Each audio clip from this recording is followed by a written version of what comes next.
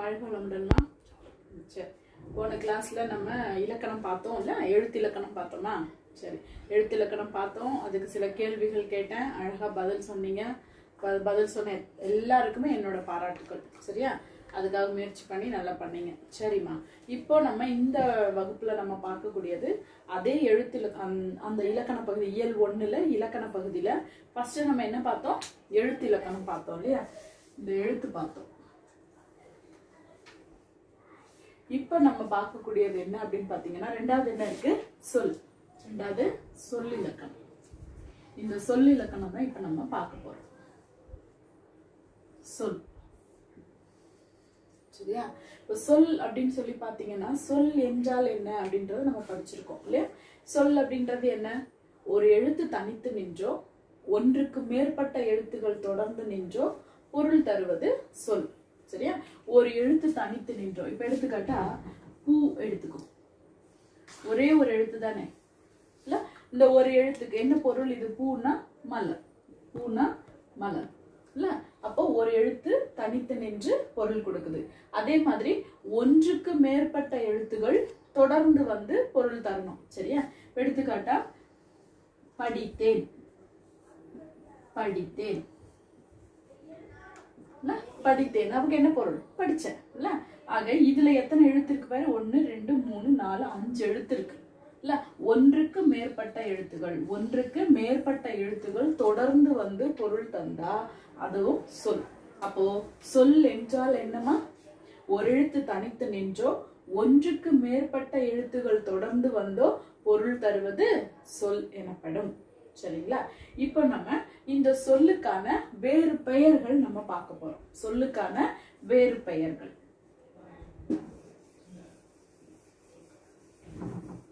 சரி, சொல்லுக்கான வேறு பெயர்கள் அப்படின்னு சொல்லி பார்க்கும்போது,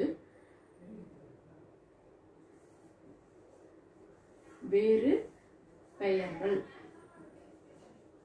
இந்த சொல்லை குறிக்கக்கூடிய வேறு பெயர்கள் என்னென்ன பாரு? மொழி,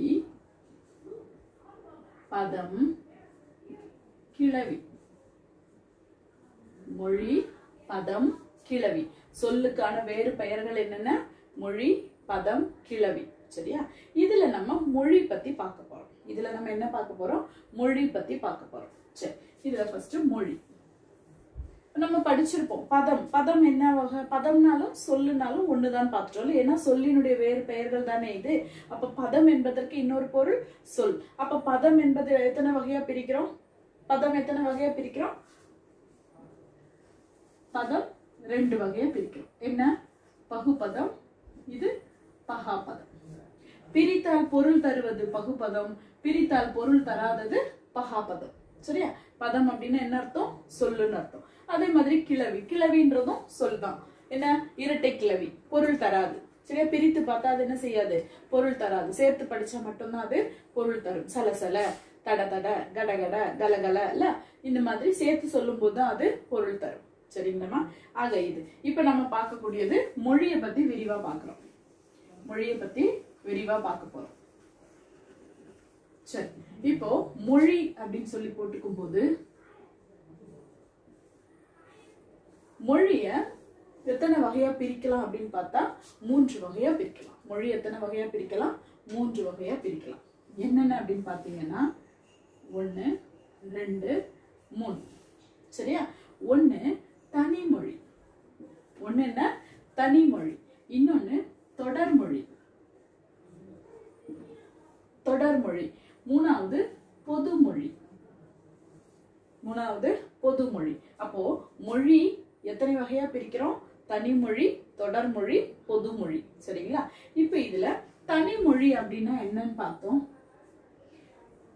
சரியா? தனிமொழி. தனிமொழி அப்படின்னா ஒரே ஒரு சொல் தனித்து நின்று பொருள் தருவது. ஒரே ஒரு சொல் தனித்து நின்று பொருள் தந்தா அது தனிமொழி.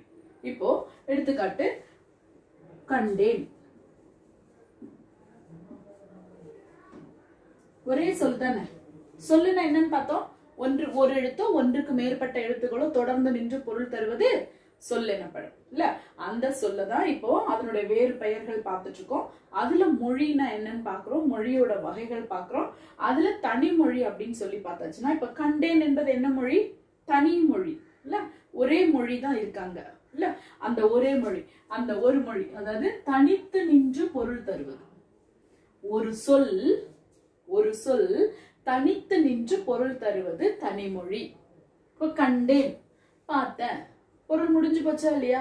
ஆக ஒரே ஒரு சொல் தனியா நின்று பொருள் தந்துச்சுன்னா அது பேரு தனிமொழி. இப்ப தொடர் மொழி அப்படின்னு சொல்லி பார்க்கும்போது, நான் நேற்று கண்டேன், நான் நேற்று கண்டேன் அப்படி வருதுன்னு வச்சுக்கோங்களா. இப்ப இங்க எத்தனை சொற்கள் இருக்குதுங்க?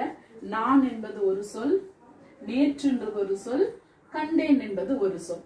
ஆக ஒன்றுக்கு மேற்பட்ட சொற்கள், இது ஒரு சொல், இது ஒரு சொல், இது ஒரு சொல், மொத்தம் 3 சொற்கள் இருக்கு இல்லையா?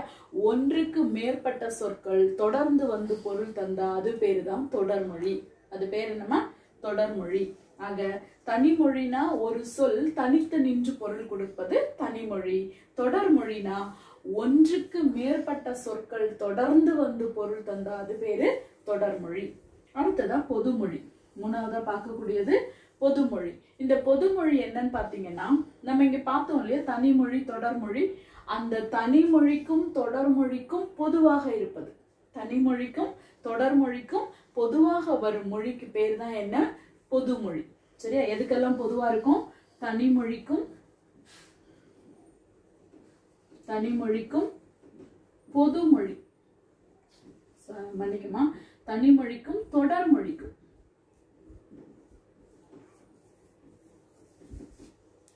சரியா? தனிமொழிக்கும் தொடர்மொழிக்கும் எப்படி இருக்கும்? பொதுவாக இருப்பது.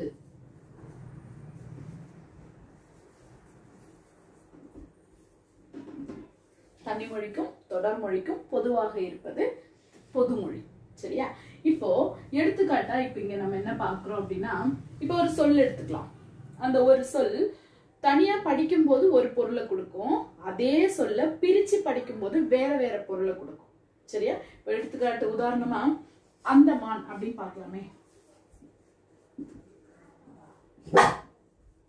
அந்தமான். சரியா?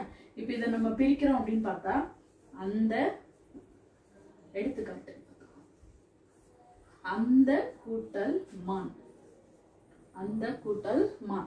இப்ப எடுத்துக்காட்டு கவனிங்க. அந்த மான், இத சேர்த்து படிங்க.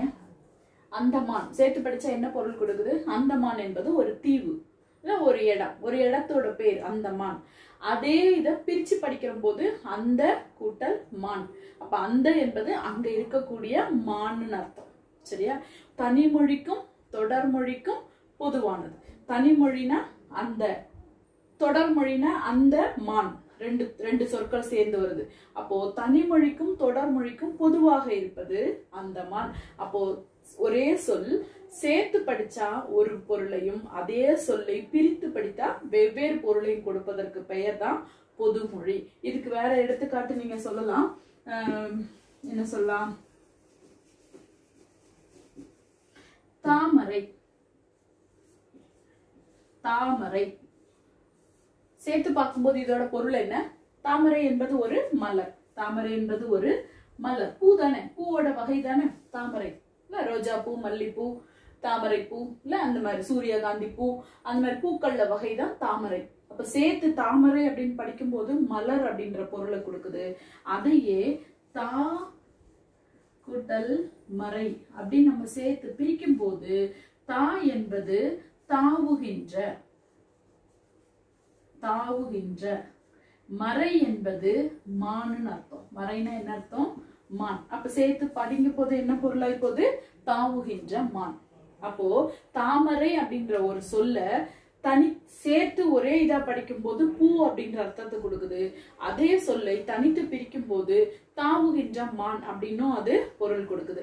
ஆக இதுதான் பொதுமொழி. சரிங்களாமா? ஆக இன்னொரு வாட்டி கவனிங்க. இலக்கணத்துல சொல்லிலக்கணம் பாக்குறோம். அந்த சொல்லிலக்கணத்தினுடைய வேறு பெயர்கள் தான் பாக்குறோம். சொல் என்றால் என்னன்னு முதல்ல பார்த்தோம். ஒரு எழுத்து தனித்து நின்றோ ஒன்றுக்கு மேற்பட்ட எழுத்துக்கள் தொடர்ந்து வந்து பொருள் தருவது சொல் இல்லையா? அந்த சொல்லினுடைய வேறு பெயர்கள் அப்படின்னு சொல்லி பார்க்கும்போது மொழி, பதம், கிளவி. அப்ப மொழி அப்படின்னு சொல்லி பார்க்கும்போது அந்த மொழிய மேலும் 3 வகையா பிரியுது. என்னென்ன? தனிமொழி, தொடர்மொழி, பொதுமொழி. தனிமொழினா என்னன்னு பார்த்தோம். ஒரு சொல் தனித்து நின்று பொருள் தந்தால் அது தனிமொழி. அதே மாதிரி தொடர்மொழி அப்படின்றது ஒன்றுக்கு மேற்பட்ட சொற்கள், ஒன்றுக்கு மேற்பட்ட சொற்கள் தொடர்ந்து வந்து பொருளை தந்தால் அது பேரு தொடர்மொழி. பொதுமொழின்றது தனிமொழிக்கும் தொடர்மொழிக்கும் பொதுவாக இருப்பது பொதுமொழி. எடுத்துக்காட்டா தான் நம்ம இங்க என்ன பார்த்தோம்? தாமரை. இப்ப நீங்க வேற கூட சொல்லலாம். என்ன சொல்லலாம்? வேங்கை இல்ல வேங்கை. வேங்கை பிரிங்க பார்க்கலாம்.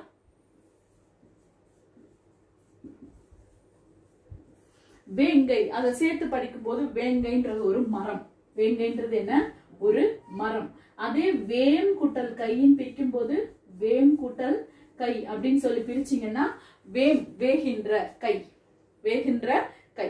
புரியுதா? அப்போ ஒரு சொல்ல தனியா படிக்கும் போது ஒரு பொருளையும் அதே சொல்லை பிரித்து பார்க்கும்போது வெவ்வேறு பொருளையும் கொடுத்தால் அது பேர் தான் என்ன மொழி? பொதுமொழி. புரிஞ்சுதாமா? இப்ப அடுத்த பகுதிக்கு போலாமா? சரி. இதே மாதிரி மனவரைபடம் வரைஞ்சு நீங்க எழுதி நோட்ல எழுதி பார்க்கறது நல்லது. சரிங்களா? இப்ப அடுத்ததா நம்ம இந்த சொல்லிலேயே நம்ம இப்ப என்ன பார்க்க போறோம்னா சொல்லினுடைய வேறு பெயர்கள் பார்த்தோம். அடுத்தது நம்ம பார்க்கக்கூடியது சொல்லினுடைய வகைகள் பார்க்க போறோம். சொல்லினுடைய வகைகள். ஏன்னா அதுக்கு அடுத்தது நமக்கு வரக்கூடியது ஒண்ணு, அதுதான் வகைகள்ல ஒண்ணுதான் நம்ம இப்போ பார்க்க போறோம். சரிங்களா? சரி.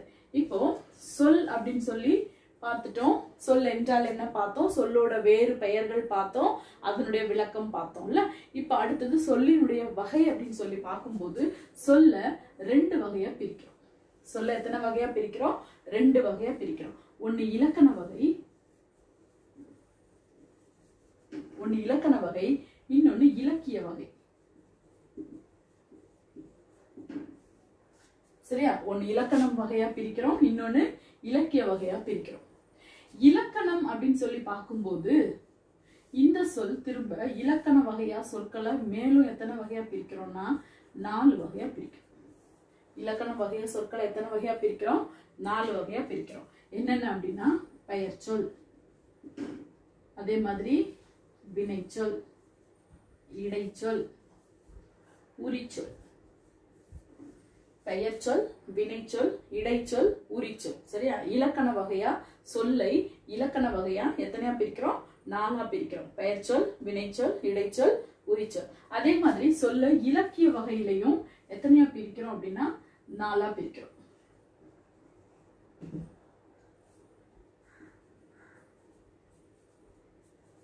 சரியா? அது என்னன்னா இயற்சொல், திரிச்சொல், திசைச்சொல், வடச்சொல். என்னென்ன?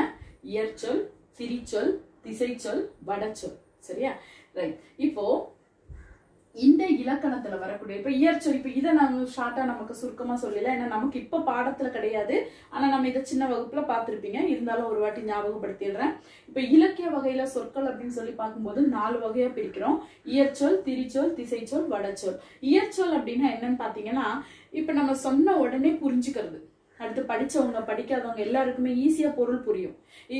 அந்த கல் எடுத்துட்டு வா. கல்லுன்னா கல்லுன்றது எல்லாருக்குமே தெரியும் இல்ல. அந்த மரத்தை பாரு இல்ல. அந்த மாதிரி சொல்லும் போது ஒரு ஈஸியா ஒரு வார்த்தையை சொன்னா எல்லாருக்குமே புரியும்ல. அந்த மாதிரி புரியக்கூடிய சொல்லுக்கு பேர் தான் இயற்சொல். இதே திரிச்சொல் அப்படின்னு சொல்லும்போது இப்ப எடுத்துக்காட்டா இப்போ மயில் இறகு அப்படின்றது எல்லாருக்கும் தெரியும்ல. மயில் இறகுன்றது இயற்சொல். இதே மயில் பீலி கொண்டு வா அப்படின்னு நம்ம சொல்றோம்னு வச்சுக்கேன். இப்ப இதுல யோசிப்பாங்க. படிக்காதவங்களா இருந்தா என்ன செய்வாங்க?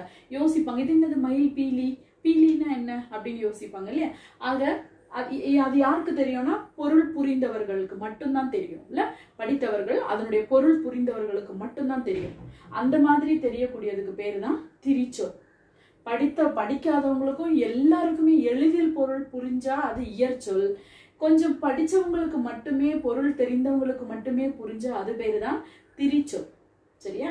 அடுத்தது திசைச்சொல். திசைச்சொல் அப்படின்றது ஒவ்வொரு ஊருக்கும் ஒவ்வொரு பாஷைகள் இருக்கும். சொல்ல போனா இப்போ ஒரு பொருளோட பேரை இப்ப நம்ம இந்த ஊர்ல நம்ம என்ன இப்போ எடுத்துக்காட்டா சர்க்கரை இல்லையா? இப்ப இந்த சர்க்கரைய நம்ம என்ன செய்யறோம், இங்க நம்ம சர்க்கரைன்னு சொல்றோம் இல்ல, கரும்புல இருந்து எடுக்கக்கூடிய சர்க்கரை, சுகர். இதையே நம்ம வந்து இப்போ என்ன சொல்றது, திருநெல்வேலி பக்கம், கன்னியாகுமரி, நாகர்கோவில் சைடெல்லாம் போயிட்டு பார்த்தாச்சுன்னா அவங்க என்ன சொல்லுவாங்கன்னா சீனி சொல்லுவாங்க இல்லையா? சீனி, கொஞ்சம் சீனி போடட்டுமா, இல்ல சீனி அதிகமா இருக்கா கேட்பாங்க. இங்க சக்கரை போட்டுமா அப்படின்னு கேட்போம்ல. அதே மாதிரி சில பேர் வந்து நம்ம இங்க கிணறுன்னு சொல்றோம், அந்த பக்கம் எல்லாம் பார்த்தாச்சுன்னா கேணியில தண்ணி இல்லைன்னு சொல்லுவாங்க இல்ல. ஆக இந்த மாதிரி ஒரு ஒரு ஊருக்கு ஒரு எடுத்த மாதிரி என்ன செய்யும், மொழிகள் மாறுது இல்ல, பாஷைகள். அது பேர் தான் திசை பெயர். அது பேர் தான் என்ன, திசை சொல்.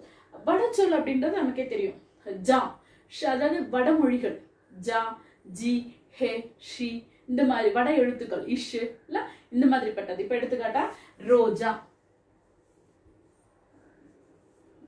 ஜா இல்ல. ஆக இந்த மாதிரி வட எழுத்துக்கள், வட எழுத்துக்களை வைத்து உச்சரிக்கக்கூடிய சொல்லுக்கு பேர் தான் வடச்சொல். புரிஞ்சுதாமா? அப்போ இயற்சொல்லுனா ஈஸியா எல்லாருக்கும் புரியுற மாதிரி இருந்தா அது இயற்சொல். கொஞ்சம் பேருக்கு தான் புரியுது, படிச்சவங்களுக்கு மட்டுமே அது புரியுது அப்படின்னா அது பேர் திரிச்சொல். அதே மாதிரி திசை சொல்லுன்னா ஒவ்வொரு ஊருக்கும் ஒவ்வொரு பாஷை. அது பாஷைன்றதை விட என்னது, ஸ்லாங், நம்மளுடைய பேச்சு இல்லையா? அந்தந்த மொழிக்கு ஏற்ற மாதிரி அந்த சில பொருளோட பேர் வந்து மாறும். சரி, இப்ப நம்ம இந்த இடத்துல மொரம்னு சொல்றோம்ல, அரிசி போட்டு புடைக்கிறோம் இல்லையா, அது பேர் மொரம்னு சொல்றோம். இப்ப நாகர்கோவில், கன்னியாகுமரி, திருநெல்வேலி சைடெல்லாம் வந்து சொலவுன்னு சொல்லுவாங்க அது பேர் இல்ல. ஆக இந்த மாதிரி அந்தந்த இடத்துக்கு ஏற்ற மாதிரி அந்த பொருளோட பேரை கொஞ்சம் மாத்தி பேசுவாங்க. அது பேர் தான் திசை பெயர். அதுக்கு அடுத்தது வடச்சொல். வடச்சொல்ன்றது வடமொழி சொற்கள். புரிஞ்சுதமா? ரைட். இது இலக்கிய வகையில சொற்களுடைய வகைகள். இங்க நம்ம இலக்கண வகையில பார்க்க போறோம். இலக்கண வகையில பெயர்ச்சொல், வினைச்சொல், இடைச்சொல், உரிச்சொல். சரியா? அதுல இப்ப நம்ம பெயர் சொல் பத்தி பாக்குறோம். பெயரை குறிக்கும் சொல் பெயர் சொல், வினை குறிக்கும் சொல் வினைச்சொல், அந்த இடைச்சொற்கள் இணைப்புல இல்ல, பெயர் சொற்களுக்கு இடையில வரக்கூடிய இடைச்சொற்கள் வருவது இடை. உரி என்பது சால, நனி, தவ, உரு இல்ல, இந்த மாதிரிப்பட்ட மிகுதியாக சிறப்புப்படுத்தி சொல்றதுக்கு பேர் வந்து உரி சொற்றொடர். எடுத்துக்காட்டா நன்று போடுறேன்னு வச்சுக்கியா, நன்று. இதே உரி சொற்றொடா எழுதணும் அப்படின்னா நனி நன்று, நனி நன்று. நனி நன்றுனா என்ன அர்த்தம், இப்ப குட். நன்றுனா என்ன அர்த்தம், குட். நனி நன்றுனா வெரி குட் இல்ல. அதே மாதிரி முனிவர், தவ முனிவர், நகரம், மாநகரம், இந்த மாதிரிப்பட்ட வார்த்தைகள் தான் உரிச்சொற்களுக்கான தொடர்கள். சால, நனி, தவ, உரு, கடி இல்ல, இந்த மாதிரிப்பட்ட சொற்கள் தான் உரிச்சொற்கள். சரி, இப்ப நம்ம இதுல ஃபர்ஸ்ட் நம்ம பாக்குறது என்ன அப்படின்னா, நமக்கு பாடப்பகுதியில இந்த பெயர் சொல்லுல ஒரு வகை தான் இப்ப நமக்கு அடுத்தது பார்க்க போறோம். சொல்லிலக்கணத்துல இந்த பெயர் சொல்லினுடைய வகையை தான் நம்ம அடுத்தது பார்க்க போறோம். சரி, இப்ப இது வரைக்கும் இன்னொரு வாட்டி பார்த்துடலாமா? ஆக சொல்லினுடைய வேறு பெயர்கள் முதல்ல பார்த்துட்டோம். இப்போ சொல் அப்படின்னு பார்த்து அதனுடைய வகைகளை பார்க்கிறோம். இலக்கண வகையாவும் இலக்கிய வகையாவும் ரெண்டா பிரிக்கிறோம். இலக்கண வகையில சொற்களை 4ஆ பிரிச்சு காட்டியாச்சு, இலக்கிய வகையில சொற்களை 4ஆ பிரிச்சு காட்டியாச்சு. இந்த 4ம் உங்களுக்கு புரிஞ்சுட்டு இருக்கோம். இயற்சொல், திரிச்சொல், திசைச்சொல், வடச்சொல். இங்க இலக்கணம் சொல்லும் பெயர் சொல், வினைச்சொல், இடைச்சொல், உரிச்சொல். சரியா? இதுல நம்ம அடுத்ததா பார்க்கக்கூடியது இந்த பெயர் சொல். இந்த பெயர் சொல்லினுடைய வகைகள்ல ஒண்ணுதான் இனி அடுத்தது நம்ம பார்க்கக்கூடிய பாடம். அடுத்து பார்க்கலாமா? இந்த மாதிரி நீங்க இலக்கணத்தை பொறுத்த வரைக்கும் நீங்க மைண்ட் மேப் போட்டு நீங்க இந்த மாதிரி காலம் போட்டு நீங்க எழுதி பழகிட்டீங்கன்னா உங்களுக்கு ரொம்பவே ஈஸியா இருக்கும். ஈஸியா புரியவும் புரியும். சரிங்களா?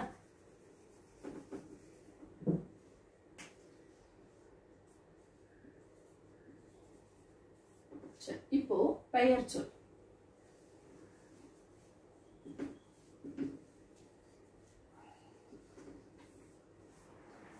ஒரு பெயரை குறிக்கும் சொல் பெயர் சொல்ல.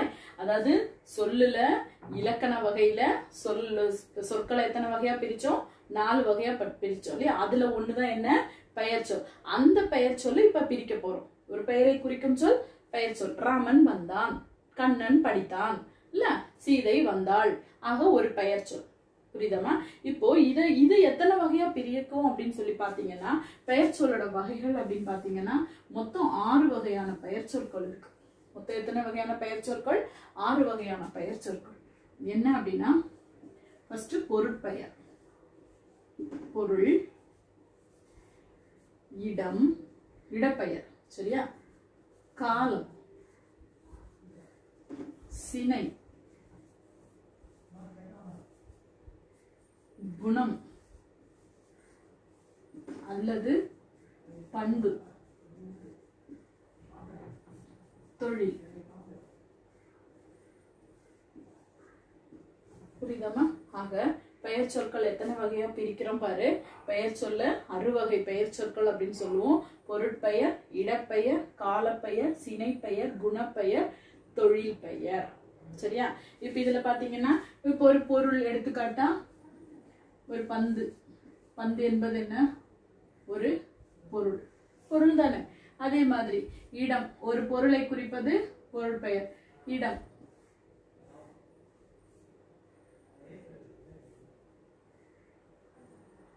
என்னவா? வீடு மாதிரி இருக்கா? வீடு மாதிரி இருக்கா? வீடு. சரியா? ஒரு இடம். அதே மாதிரி காலம். காலம் அப்படின்னு சொல்லும் போது என்ன செய்யலாம்?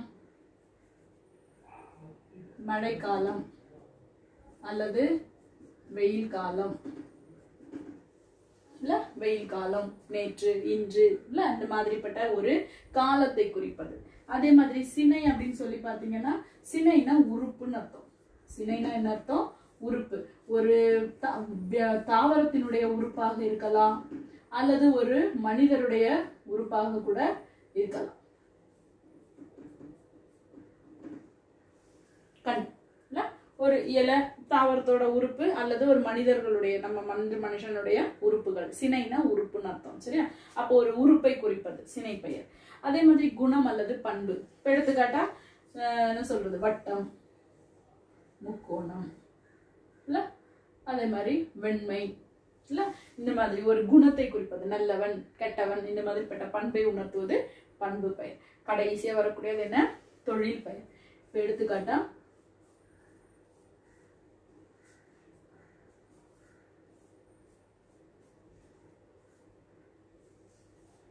என்ன பண்றான்? விளையாடுறான். என்ன பண்றான்? விளையாடுறான். விளையாடுற மாதிரி இருக்குதா? சரி. ஆக ஒரு தொழில். விளையாடுதல் என்பது ஒரு தொழில். ஒரு தொழிலை குறிக்கும் பெயர் தொழில் பெயர். இதுதான் அறுவகை பெயர் சொற்கள். ஒரு பொருளை குறிப்பது பொருட்பெயர், ஒரு இடத்தை குறிப்பது இடப்பெயர், ஒரு காலத்தை குறிப்பது காலப்பெயர், உறுப்பை குறிப்பது சினைப்பெயர், குணத்தை குறிப்பது பண்பு பெயர் அல்லது குணப்பெயர், ஒரு தொழிலை குறிப்பது தொழில் பெயர். இது அறுவகை பெயர் சொற்களுடைய வகைகள். இதுல நம்ம பார்க்கக்கூடியது இலக்கணம் எது அப்படின்னு பாத்தீங்கன்னா கடைசியா பார்க்கக்கூடிய தொழில் பெயர். கடைசியா பார்க்கக்கூடியது என்ன? தொழில் பெயர். இந்த தொழில் பெயரை பத்தி தான் இப்ப நம்ம பார்க்க போறோம். பார்க்கலாமா? சரி. ஆக இது புரிஞ்சுதான்? இப்போ நடத்தின வரைக்கும் புரிஞ்சது இல்லமா? சரி.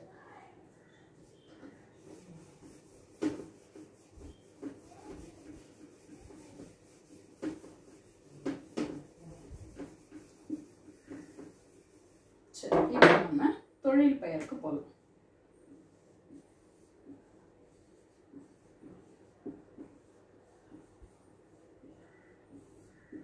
ஒரு தொழிலை குறிக்கும் பெயர் தொழில் பெயர். ஒரு தொழிலை குறிக்கும் பெயர் தொழில் பெயர். இந்த தொழில் பெயரை ரெண்டு வகையா நம்ம பிரிக்கிறோம். தொழில் பெயர் எத்தனை வகையா பிரிக்கிறோம்? ரெண்டு வகையா. ஒண்ணு முதநிலை தொழில் பெயர். முதநிலை தொழில் பெயர். இங்க முதநிலை திரிந்த தொழில் பெயர். தொழில் பெயருடைய வகைகள் என்னென்ன? ஒண்ணு முதநிலை தொழில் பெயர், இன்னொன்னு முதநிலை திரிந்த தொழில் பெயர். திரிந்தனாலே மாற்றம் அர்த்தம். திரிந்தன என்ன அர்த்தம்? மாற்றம். சரிங்களா? இப்போ முதநிலை தொழில் பெயர். இதுக்கு ஒரு எடுத்துக்காட்டு என்ன அப்படின்னு பார்க்கலாம். அப்படின்னா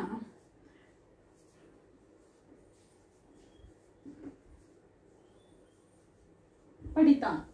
சரியா? முதல்நிலை தொழில் பெயருக்கு என்ன பார்க்கலாம்? படித்தான். இப்ப இதுல முதல் நிலை தொழில் பெயர் அப்படின்னா என்னன்னா இந்த படின்ற வார்த்தை முதல்ல வந்தாச்சு.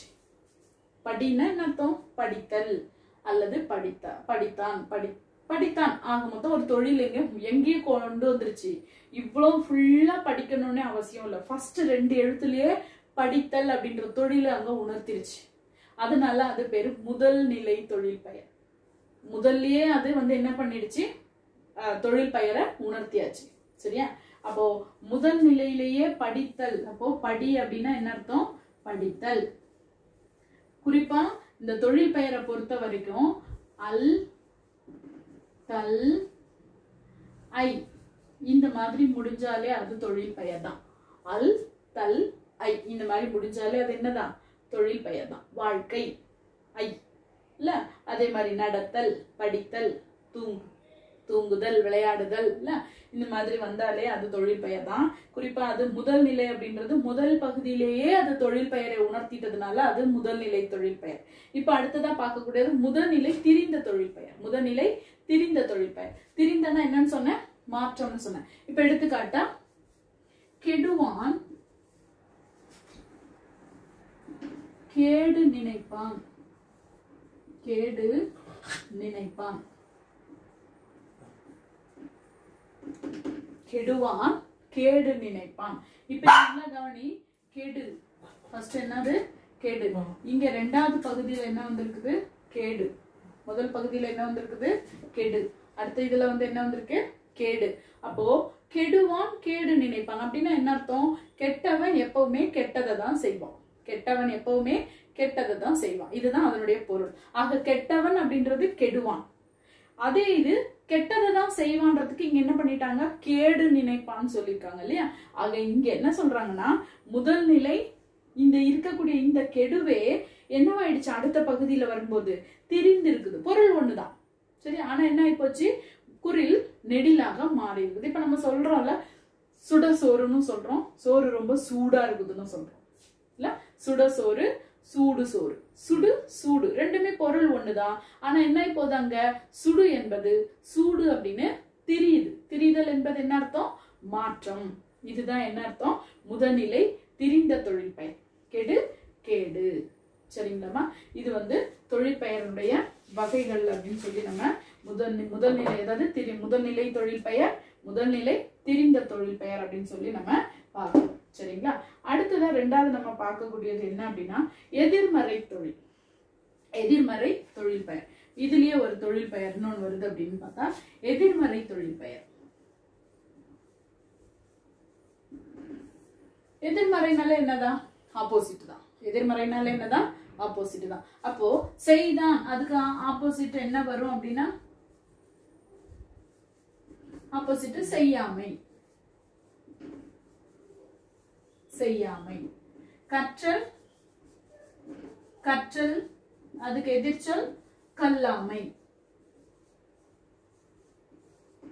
சரியா? இதுதான் என்னதுன்னா எதிர்மறை சொற்கள். செய்யாமை, கல்லாமை, இல்லாமை இந்த மாதிரி ஒரு சொல் வருதுன்னா அது பேரு என்ன அர்த்தம்? எதிர்மறை தொழில் பெயர். ஐ சரியா? இந்த மாதிரி வந்தா அது பேர் என்னன்னு சொன்னா எதிர்மறை தொழில் பெயர். சரியா? அடுத்ததா கடைசியா நம்ம ஒண்ணு பார்க்க போறோம். என்ன அப்படின்னு பாத்தீங்கன்னா வினையால் அமையும் பெயர். இப்ப இது புரிஞ்சது இல்லமா? சரி,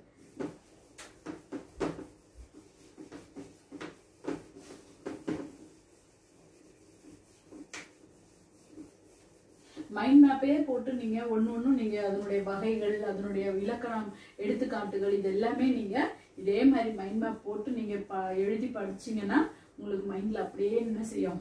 ஆழமா பதியும். சரிங்களா? ரைட். அடுத்தது வினையால் அமையும் பெயர்.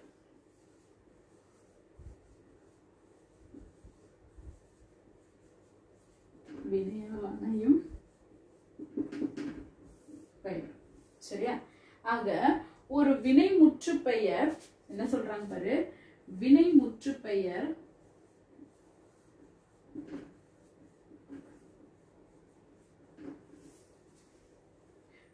ஒரு வினை முற்றின் பெயர் அது என்ன செய்யும்னா அந்த பெயரினுடைய தன்மை, பெயரினுடைய தன்மை இருக்குல்ல, ஒரு வினைமுற்று பரிசு வாங்கினார்.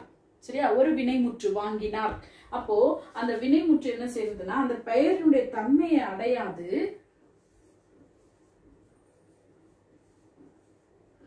வேற்றுமை உருவு. வேற்றுமை உருவு ஏற்றும் வரலாம், ஏற்றும் ஏற்காமலும் வரலாம். ஏற்றும் வரலாம், ஏற்காமலும் வரலாம். ஏற்காமலும். சரியா? இது பார்த்தாச்சுன்னா அதாவது என்ன சொல்றது, மூணு காலங்களுமே என்ன சொல்றது, மூணு இடங்கள். அதாவது இடம் அப்படின்றது என்னன்னு சொல்லி பார்க்கலாம். இப்ப வினையால் அணையும் பெயரோடு சொல்லும்போது இடம் அப்படின் போது தன்மை, மூணு இடம், தன்மை, முன்னிலை, படர்க்கை. தன்மை, முன்னிலை, படர்க்கை. சரியா? இந்த மாதிரி. அதே மாதிரி 3 காலங்கள். 3 காலங்கள். இறந்த காலம், நிகழ்காலம், எதிர்காலம். சரியா? ஆக இந்த மாதிரி வரக்கூடியது இந்த வினையால் அணையும் பெயரை பொறுத்த வரைக்கும் இதுங்களை காட்டி வரும். இதெல்லாம் காட்டி வரும், இடத்தையும் காலத்தையும் காட்டி வருது. சரியா? ஆக இன்னொன்னு பாத்தீங்கன்னா வினைமுற்று பெயர்னுடைய தன்மை என்ன செய்யுது? அது வேற்றுமை உருவை ஏற்றும் வரலாம், ஏற்காமலும் வரலாம். அதுதான் என்னது நமக்கு இப்ப எடுத்துக்காட்டா வந்தவர், செய்தவர், இல்ல சென்றவர், பரிசு பெற்றவர், இல்ல அதுதான் வினையால் அணையும் பெயர். இன்னும் உங்களுக்கு ஈஸியா சொல்லணும் அப்படின்னா ஒரு வினை செய்யக்கூடிய கருத்தா இப்போ ஒருத்தர் ஒரு என்ன சொல்றது ஆப்போசிட்ல ஒருத்தர் இருக்காருன்னு வச்சுக்கோங்களேன், அவங்களுடைய பெயரை சொல்லாம அவங்க பெயர் செய்யக்கூடிய வினை என்னவோ அந்த வினைக்கு ஆகி வருவது. எடுத்துக்காட்டா இப்ப கூட்டமா 4-5 பேர் படிச்சுட்டு இருக்கிறீங்க, இல்ல உட்கார்ந்துட்டு இருக்கிறீங்க, அதுல ஒருத்தர் மட்டும் படிச்சுட்டு இருக்கிறீங்கன்னு வச்சுக்கோ. ஒரு 4-5 பேர் கேர்ள்ஸோ இல்ல பாய்ஸோ ஃப்ரெண்ட்ஸ்குள்ள உட்காந்து படிச்சுட்டு இருக்காங்க, விளையாடிட்டு இருக்கீங்க. அதுல ஒருத்தர் மட்டும் புக் வச்சு படிச்சுட்டு இருக்கான்னு வச்சுக்கோ. இப்ப நான் கூப்பிடும்போது சொல்றேன், அதோ படிச்சுட்டு இருக்கானே அவனை கூப்பிடு, அதோ படிச்சுட்டு இருக்கானே அவனை கூப்பிடுன்னு சொல்றான். அவன் பேர் படிச்சுட்டு இருக்கிறவனா கிடையாது, அவனுக்கு பேருன்னு ஒண்ணு இருக்குது. ஆனா அந்த நேரத்துல அவன் என்ன வினை செய்யறான்? படித்தல் அப்படின்ற வினை அங்க செய்துட்டு இருக்கான். அப்போ அவனோட பேரை சொல்லாம அவன் செய்யற வினை அங்க நம்ம சொல்லி காட்டுறோம். சரியா? வினைக்கு ஆகி வருதல். சரியா?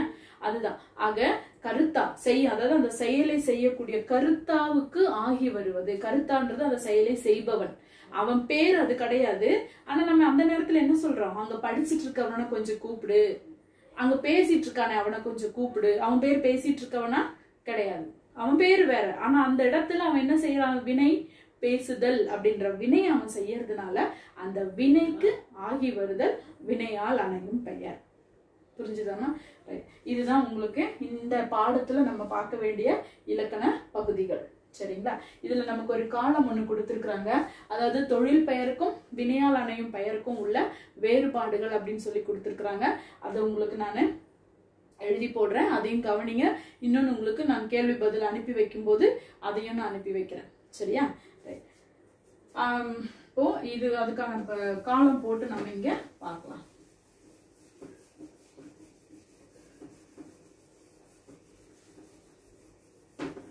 இலக்கணம் கொஞ்சம் கஷ்டம்தான், ஆனா நீங்க அதை கத்துக்கிட்டீங்கன்னா தலக்கணத்தோட நீங்க வாழலாம். சரியா? சரி, ஃபர்ஸ்ட் நம்ம தொழில் பெயர் தானே பார்த்தோம். தொழில் பெயர் பார்க்கலாம். தொழில் பெயருக்கும் வினையால் அணையும் பெயருக்கும்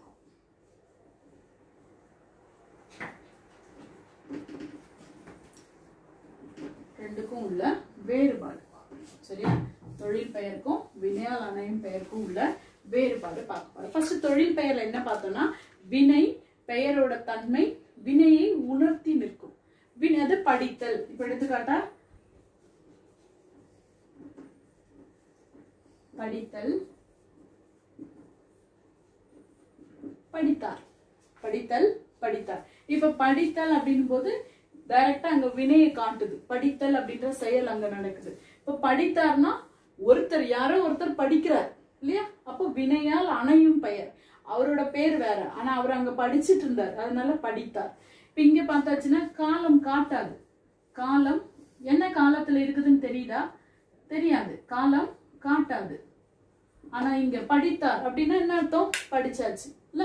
அப்போ காலம் காட்டு, காலம் காட்டு. அடுத்தது என்ன சொல்றாங்கன்னா இது படற்கைக்கே உரியது. இது 3 இடத்துக்குமே வரும். இப்ப படித்தல் அப்படின்றது படற்கை. படற்கைன்னா என்ன அர்த்தம்? படற்கைனா இப்ப நான்னா தன்மை, நீனா முன்னிலை, படற்கைனா இன்னொருத்தர், தேர்ட் பர்சன் இல்ல? படற்கை இடம். ஆக இது படற்கைக்கு உரியது. இது 3 இடத்தையும் காட்டும். 3 இடத்திலும் முடிஞ்சிச்சு. சரியா? கடைசி பகுதிக்கு வந்துட்டோம். முடிய போகுது. சரி, ஆக படித்தல் அப்படின்றது ஒரு தொழிலை குறிக்கக்கூடியது. இது வந்து அந்த தொழிலை செய்யக்கூடிய கருத்தாவை குறிக்கக்கூடியது. இங்க காலம் காட்டாது, இங்க காலம் காட்டும். இது படக்க இடத்துல மட்டும் வரும், இது 3 இடத்துலயுமே வரும் அப்படின்னு சொல்லி பாக்குறோம். இதுதான் தொழில் பெயருக்கும் வினையால் அணையும் பெயருக்கும் உள்ள வித்தியாசம். சரிம்மா, இது வரைக்கும் நம்ம பார்த்தது வந்து சொல்லிலக்கணத்தை நம்ம இங்க முழுமையா பார்த்துட்டோம். இந்த பகுதியில உங்களுக்கு ஏதாவது சந்தேகங்கள் இருந்தா உங்களுக்கு இந்த பாடம் முடிஞ்சதும் நீங்க என்ன பண்ணுங்க, எனக்கு கால் பண்ணி நீங்க எனக்கு கேட்கலாம். இதை கவனிங்க, இன்னொரு வாட்டி கூட போட்டு பாருங்க. உங்களுக்கு எப்பெல்லாம் டவுட் வருதோ எத்தனை வாட்டினாலும் நீங்க போட்டு பாருங்க. அதுல புரியலன்னா என்கிட்ட கேளுங்க, நான் சொல்லித்தரேன். இதுக்கப்புறம் நான் வந்து கேட்கக்கூடிய கேள்விக்கு சரியான முறையில நீங்க என்ன செய்வீங்க, பதில் கொடுப்பீங்கன்ட்டு நிச்சயம் நான் நம்புறேன். சரியாம்மா? சரிடா, எல்லாருக்கும் உங்களுக்கு வாழ்த்துக்கள் கூறி என்ன பண்றேன், இப்போதைக்கு இந்த வகுப்பை நம்ம இதோட முடிச்சுக்கலாம். சரியா? ரொம்ப போரா போகுதுன்னு நினைக்காதீங்க. இலக்கணம் மிக முக்கியம். சரிங்களாம்மா? சரி, இப்போ அடுத்த வகுப்புல பார்க்கலாம். இது முடிச்சுட்டு நமக்கு வீட்டு பாடம்லாம் நான் கொடுக்குறேன். கிளாஸ் ஒர்க்ல என்ன எழுதணுமோ அதையும் நான் உங்களுக்கு கொடுக்குறேன். சரிங்களா? சரிடாம்மா, வாழ்க வளமுடன். நன்றி.